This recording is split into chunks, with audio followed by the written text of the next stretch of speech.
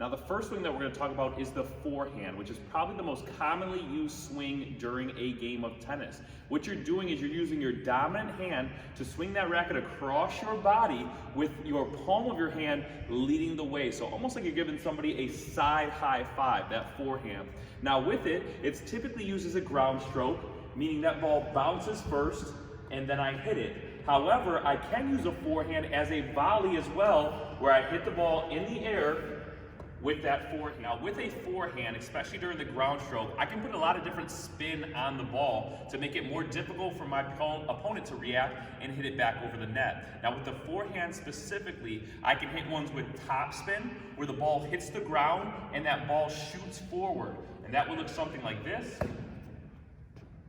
I can have a forehand stroke with backspin on it, where I cut down the ball, and as it goes back, when it hits the court, it stops a little bit quicker.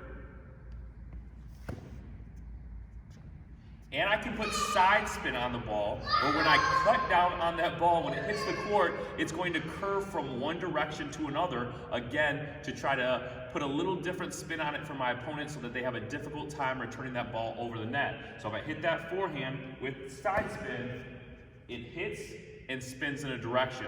Again, these strokes are usually performed towards the baseline or in this backcourt area anytime during a rally.